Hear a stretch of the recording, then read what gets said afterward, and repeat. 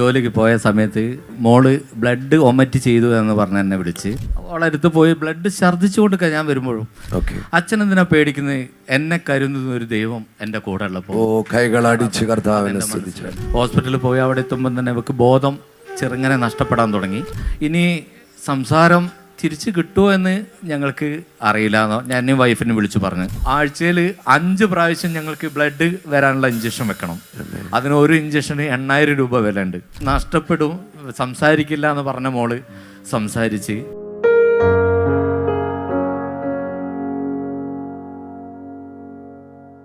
കോഴിക്കോട് എന്നുള്ളൊരു സാക്ഷ്യമാണ് നമ്മൾ കേൾക്കാൻ പോകുന്നത്. കീർത്തിക എന്ന് പറഞ്ഞൊരു മോളും മോടെ അച്ഛനുമാണ് നമ്മോടൊപ്പം ആയിരിക്കുന്നത്. വേറെ കോഴിക്കോട് എവിടെയാണ് സ്ഥലം? ഞാൻ കോഴിക്കോട് കുന്നമംഗലം ചെന്നുകടവ് പറഞ്ഞ സ്ഥലത്താണ്. ഓക്കെ. മകളാണ് കീർത്തിക.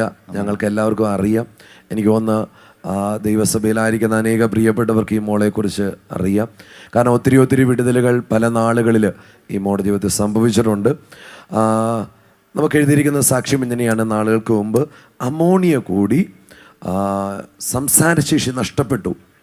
എന്നാണെന്ന് പറയാമോ ബ്രദറെ? ഞാൻ ഇതുപോലെ കാലത്ത് ജോലിക്ക് പോകുന്നത്. ജോലിക്ക് പോയ സമയത്ത് ഇവർ മോള് ബ്ലഡ് ഒമറ്റ് ചെയ്തു എന്ന് പറഞ്ഞ് എന്നെ വിളിച്ച്. എത്ര നാളുകൾക്ക് മുമ്പാണ് അത്? ഒരു 3 വർഷമായിട്ടോ. ഓക്കെ, 3 വർഷമായി ബ്ലഡ് ഒമറ്റ് ചെയ്ത്. ഒരു 2 പ്രാവശ്യം ഒമറ്റ് ചെയ്തപ്പോൾ ഇവള് അമ്മയോട് പറഞ്ഞപ്പോൾ അമ്മ വന്ന് അപ്പോൾ അച്ഛനോട് പറയണം, അച്ഛൻ പറഞ്ഞാൽ പെട്ടെന്ന് പേടിക്കുമെന്ന് പറഞ്ഞ് അവർ പറയാൻ മടിച്ച്. എങ്കിലും എന്നെ വിളിച്ച് ഞാൻ ജോലി സ്ഥലത്ത് നിന്ന് ഓടിയെത്തി വീട്ടിലെത്തിയപ്പോൾ എനിക്കെന്തോ ഭയപ്പാട് ഇല്ല എന്ന് തന്നെ തോന്നുന്നു. കാരണം മോള് ബ്ലഡ് ഛർദ്ദിച്ചാലും അവൾക്കൊന്നും സംഭവിക്കില്ല എന്ന് തന്നെ എൻ്റെ മനസ്സിലങ്ങനെ പറയുണ്ടായി. ഞാൻ അവളടുത്ത് പോയി ബ്ലഡ് ഛർദ്ദിച്ചു കൊടുക്കുക. ഞാൻ വരുമ്പോഴും ഞാൻ ചോദിച്ചു, മോക്ക് പേടിയുണ്ടോ എന്ന് ചോദിച്ചു. പക്ഷേ അവൾ അന്നപ്പോൾ എന്നോട് പറഞ്ഞൊരു വാക്ക് എൻ്റെ മനസ്സിൽ എപ്പോഴും ഉണ്ട്. അച്ഛൻ എന്തിനാ പേടിക്കുന്നത്? എന്നെ കരുതുന്ന ഒരു ദൈവം എൻ്റെ കൂടെ ഉള്ളപ്പോൾ.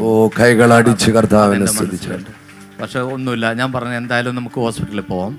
ഹോസ്പിറ്റലിൽ പോയി അവിടെ എത്തുമ്പോൾ തന്നെ അവൾക്ക് ബോധം ചെറുങ്ങനെ നഷ്ടപ്പെടാൻ തുടങ്ങി. സംസാരിക്കുന്ന എന്തൊക്കെയാണ് പറയുന്നത് ഞാൻ ചോദിച്ചാൽ നല്ല സമാധാനം പറയുന്നത്. അവിടെ എത്തി അവർ ബ്ലഡ് എടുത്ത് ടെസ്റ്റ് ചെയ്തപ്പോൾ അവർ റിപ്പോർട്ട് എത്രയും പെട്ടെന്ന് പറഞ്ഞ് അമോണിയ കൂടിയിട്ടുണ്ട്, കുട്ടിയുടെ വെയിനൊന്ന് പൊട്ടിയിട്ടുണ്ട്, അതാണ് ബ്ലഡ് വയറ്റിലേക്ക് പോയത്. എന്തായാലും വെന്റിലേറ്ററിലാക്കണം. എത്ര ദിവസം ഒന്നും പറയാൻ പറ്റില്ല, വെന്റിലേറ്ററിലാക്കണം എന്ന് പറഞ്ഞ്. ഇനി സംസാരം തിരിച്ചു കിട്ടുമോ എന്ന് ഞങ്ങൾക്ക് അറിയില്ല എന്നോ ഞാൻ വൈഫിനെ വിളിച്ചു പറഞ്ഞു. ഡോക്ടർമാർ പറയുണ്ടായി. പക്ഷേ എപ്പോഴും ഞാൻ പറഞ്ഞു, ഞങ്ങൾക്ക് അത് ഒരിക്കലും വരില്ല. ഞാൻ ഇന്ന് ജീവിച്ചിരിക്കുന്ന ദൈവത്തെ സ്നേഹിക്കുന്നതാണ്. അതുപോലെ തന്നെ ഡോക്ടർമാർ വെന്റിലേറ്ററിലാക്കി. ഓരോ മണിക്കൂർ കൂടുമ്പോൾ എന്നെയും വൈഫിനെ വിളിച്ച് സംസാരിക്കുകയുണ്ടായി മോളെ ചലനങ്ങളെ പറ്റി. ഒന്നും ബോധമില്ലാതെ പറഞ്ഞു. പക്ഷേ പിറ്റേന്ന് കാലത്ത് എന്നോട് ഡോക്ടർ വന്ന് പറഞ്ഞു, കുട്ടിയുടെ കീർത്തികൻ്റെ അച്ഛനും അമ്മയും ഒന്ന് വരണമെന്ന് പറഞ്ഞു. അപ്പം അപ്പോഴും ഞാൻ കർത്താവിനോട് പറഞ്ഞു, കർത്താവേ, ഞാൻ കേൾക്കുന്ന റിസൾട്ട് എനിക്ക് നല്ലത് മാത്രമാണെന്ന്. പോയി എന്നോട് ഡോക്ടർ സംസാരിച്ചു. കീർത്തിമോൾ അമ്മേ എന്ന് വിളിക്കാൻ തുടങ്ങിയിട്ടുണ്ട് എന്ന് പറഞ്ഞു. അതിൽ വലിയ സന്തോഷം. കാരണം നഷ്ടപ്പെടും, സംസാരിക്കില്ല എന്ന് പറഞ്ഞ മോള് സംസാരിച്ച്. അത് വലിയൊരു കാര്യമായിട്ടായിരുന്നു. അതെങ്ങനെയാ ജോൺ ബ്രദറിനെ വിളിക്കുകയോ സഭയുമായുള്ള ബന്ധം എങ്ങനെയാ? ഞാൻ എൻ്റെ സഭയോട് ചേർന്ന് ജോൺ ബ്രദർ പ്രാർത്ഥിച്ച് അപ്പൊ തന്നെ പിറ്റേന്ന് മോള് സംസാരിക്കാൻ തുടങ്ങി. ഡോക്ടർമാര് വിധി കൽപ്പിച്ചതാണ് ഇനി ഒരിക്കലും സംസാരിക്കില്ല പറഞ്ഞ. കാരണം ഞങ്ങള് മരിച്ചു പോകുന്ന അവർ പറഞ്ഞു കഴിഞ്ഞതാ ഓൾറെഡി. പക്ഷെ ഇനി ഈ മോളെ ഇരുത്തിക്കൊണ്ടാണ് അത് പറയുന്നത്. മോള് കേൾക്കാം, 7 ദിവസം മോള് ജീവനോടെ ഉണ്ടാവുള്ളൂ എന്ന് പറഞ്ഞതാ.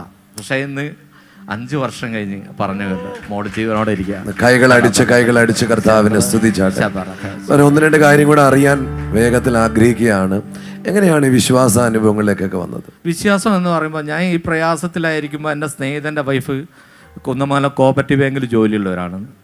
അത് അവൻ്റെ സ്നേഹിതൻ്റെ സ്നേഹിത ഞങ്ങളെ കാര്യങ്ങളൊക്കെ ഇവള് അവിടുന്ന് പറയുന്നു. ഞങ്ങളെ വീട്ടിൻ്റെ അടുത്തൊരു കീർത്തിക മോളുണ്ട്, അവൾക്ക് വലിയ പ്രയാസമാണ്, ഡോക്ടർമാർ ജീവിക്കൂല എന്നാണ് പറഞ്ഞത്. അവൾക്ക് വേണ്ടിയിട്ട് എന്താ ചെയ്യുക, ഡോക്ടർമാരെ കാണിച്ചിട്ടൊന്നും ഒരു ഇതില്ലാതെ പറഞ്ഞപ്പം ഇവർ പറഞ്ഞ പോലെ ഈ വിശ്വാസത്തിൻ്റെ ഭാഗമായിട്ട് ഞങ്ങളോട് പറയുകയുണ്ടായി. അവര് ബ്രദറിൻ്റെ അടുത്ത് വരുന്നതും 6-7 പേര് ക്യാൻസറായിട്ട് നാളെ സുഖമാക്കി അവർ തിരിച്ചു കൊണ്ടുവന്ന ഒരു ജീസസ് മിനിസ്ട്രി വന്ന് ക്യാൻസർ രോഗത്താൽ വന്ന് ഡോക്ടർമാർ കൈയൊഴിഞ്ഞ അനുഭവത്തിൽ വന്ന് അവർക്ക് സൗഖ്യമായതൊക്കെ ബ്രദറിനോട് പറഞ്ഞു. അപ്പം തന്നെ ഞങ്ങൾ പറഞ്ഞു, നളന്ദ ഓഡിറ്റോറിയത്തിൽ ഒരു മീറ്റിംഗ് ഉണ്ട്, നിങ്ങൾക്ക് വിശ്വാസമുണ്ടെങ്കിൽ ഞാൻ പറഞ്ഞത് നിങ്ങൾ കേൾക്കുക, അല്ലെങ്കിൽ ഞാൻ പറഞ്ഞ വാക്ക് തള്ളിക്കളയാൻ പറഞ്ഞു. അപ്പം തന്നെ ഞാൻ തീരുമാനിച്ചു, ഞാൻ എൻ്റെ മോൾക്ക് വേണ്ടി എന്ത് ചെയ്യുകയാണെങ്കിലും ഞാനത്, മോളെ രക്ഷയ്ക്കാണെങ്കിൽ ഞാൻ അതിന്. അന്ന് ഞങ്ങൾ പിറ്റേന്ന് ആണ് നളന്ദ ഓഡിറ്റോറിയത്തിൽ മീറ്റിംഗ് ഉള്ളത്. ഞാൻ എൻ്റെ മോളും വൈഫും ഇവിടെ എന്താ നടക്കുന്നത് പോലും ഒന്നും എനിക്കറിയില്ല. ഇവിടെ എന്താ, ഞങ്ങൾ വരുന്ന സമയത്ത് കുറേ പാട്ട് പാടുന്നുണ്ട്, കുറേ ആളുകൾ ബാഡ്ജ് കുത്തി നടക്കുന്നുണ്ട്. എങ്കിലും ഞങ്ങൾ പോകുമ്പോൾ ഞങ്ങളോട് ചോദിച്ച് അതിലൊരു ബാഡ്ജ് കുത്തിയാൾ എന്താ നിങ്ങൾ വന്നത്, ഞങ്ങൾ മോളെ പ്രയാസം പറഞ്ഞ്. അപ്പോഴും എൻ്റെ വൈഫിൻ്റെ കൈ എൻ്റെ തലേന്ന് പൊട്ടീന്, ഒരു ചെറിയ വിരൽ പൊട്ടീന്, ഇവളെ എടുക്കാൻ പോലും പറ്റുന്നില്ല.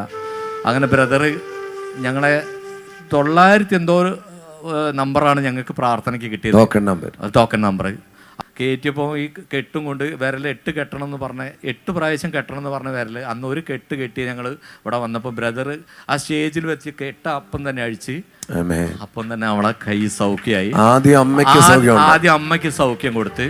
അത് കണ്ടപ്പോൾ എനിക്ക് വലിയ വിശ്വാസമായി. പിന്നെ അവളെ അന്ന് പ്രാർത്ഥനയിലായി. ഇന്നും ഓള് പൂർണ്ണ ആരോഗ്യത്തോടെ ജീവിക്കും. അത് ഏകദേശം എത്ര വർഷമായി കാണും പറയും? അതിപ്പോ 5 വർഷം കഴിഞ്ഞു. ഇപ്പൊ 5 വർഷമായി. ആ നാളുകളിൽ ഡോക്ടർമാർ വിധി എഴുതിയതാണ് ഇനി ഒരിക്കലും മുൻപോട്ടൊരു ജീവിതമോ ഒക്കെ ഇല്ല എന്ന്. അല്ല, ഞാൻ എൻ്റെ വൈഫ് മാത്രമല്ല, എൻ്റെ കുടുംബത്തിലെ ഏട്ടനെ എല്ലാവരും നിർത്തിയിട്ടാ പറഞ്ഞത്. ഇവളും അന്ന് 5 വയസ്സായപ്പോൾ നമുക്ക് ഓർമ്മയുണ്ട്, നീ മരിച്ചു പോകുന്ന അവളോട് പറയുമ്പോൾ അച്ഛാ ഞാൻ മരിക്കൂല, അച്ഛൻ ടെൻഷൻ ആകണ്ട. അന്ന് ദൈവത്തിന്റെ വിശ്വാസത്തിൽ ഞങ്ങൾ വന്നിട്ടില്ല ഡോക്ടർ പറയുമ്പോൾ. പക്ഷേ ഈ സഹോദരി മുഖാന്തരം ഞങ്ങൾ അറിഞ്ഞത് 5 വർഷം മുന്നേ 7 ദിവസം കൊണ്ട് മരിച്ചു പോകുന്ന പറഞ്ഞാൽ ആ വിശ്വാസത്തിൽ അന്ന് വന്ന മുതൽ 5 വയസ്സ് ഞങ്ങൾക്ക് ഇപ്പോഴും ഓരോന്ന് വിടുതലായിട്ട് വരികയാണ്. കാരണം ആഴ്ചയിൽ 5 പ്രാവശ്യം ഞങ്ങൾക്ക് ബ്ലഡ് വരാനുള്ള ഇഞ്ചക്ഷൻ വെക്കണം. അതിന് ഒരു ഇഞ്ചക്ഷന് 8000 രൂപ വില ഉണ്ട്. ആ ഇഞ്ചക്ഷൻ വെച്ച് കൊണ്ടിരിക്കുമ്പോൾ ഇപ്പോൾ ആ ഇഞ്ചക്ഷൻ നിർത്തിയിട്ട് 9 മാസമായി. ഇഞ്ചക്ഷൻ അത് വലിയൊരു സന്തോഷമാണ്. കാരണം ആ ഇഞ്ചക്ഷൻ പോകുന്നു. എനിക്ക് വന്ന അസാധ്യമെന്ന് നമ്മുടെ ബുദ്ധിയിൽ സാഹചര്യങ്ങളിലൊക്കെ പറഞ്ഞ ഇടത്ത് ദൈവത്തിന്റെ സാധ്യതകൾ തന്റെ മകളിലൂടെ കർത്താവ് ചെയ്തു. അതിൽ യാതൊരു സംശയമല്ല, യാതൊരു സംശയമില്ല. ഈ കർത്താവിനെ കുറിച്ച് എന്താ പറയാനുള്ളത്? കർത്താവിനെ പറ്റിയിട്ട് ഞാൻ ഇന്നും 2-3 പേരെ പുതിയത് വന്നിട്ടുണ്ട്, ഞാൻ കൊണ്ടുവന്നിട്ടുണ്ട്. എൻ്റെ മോളെ അനുഭവം വെച്ച് പറഞ്ഞപ്പോൾ അവർക്കും വരണം താല്പര്യം വന്ന്. അവരും രോഗികളാണ്, അവരും എൻ്റെ മോളെ സൗഖ്യമൊക്കെയാണ് ഇന്ന് സൗഖ്യമായിട്ട് ഇവിടുന്ന് പോകുന്ന ഞാൻ ഉറപ്പ് പറഞ്ഞിട്ടുണ്ട്. കീർത്തിക്ക് ഇപ്പോൾ സംസാരിക്കാൻ പറ്റുന്നുണ്ട്. കീർത്തിയെ സംസാരിക്കുന്നുണ്ട്. കീർത്തി എല്ലാവർക്കും വേണ്ടി പ്രാർത്ഥിക്കുന്നുണ്ട്. കീർത്തിക്ക് അറിയാത്ത വചനങ്ങളില്ല. കാരണം ഇന്ന് പകൽ ഞങ്ങളെ കാണുന്ന, ഞങ്ങളെ കേൾക്കുന്ന അനേക ദൈവമക്കളുണ്ട്. കർത്താവ് ഒരു മനുഷ്യന് വേണ്ടി എന്തും ചെയ്ത് കളയുമെന്നേ. ഇന്ന് ഈ ഹോളിനകത്തായിരിക്കുന്നവർ, ഞങ്ങളെ യൂട്യൂബിൽ ഫേസ്ബുക്കിലൂടെ ഞങ്ങളെ കാണുന്നവർ, യേശു നിങ്ങൾക്ക് വേണ്ടി എന്തും ചെയ്യുവാൻ ഒരുക്കമുള്ളവനാണ്. ആമേൻ. നിങ്ങളുടെ വിശ്വാസം അല്പമോ അധികമോ കർത്താവ് നിങ്ങൾക്ക് വേണ്ടി സൂപ്പർ നാച്ചുറലുകൾ ചെയ്യുവാനായി തുടങ്ങും.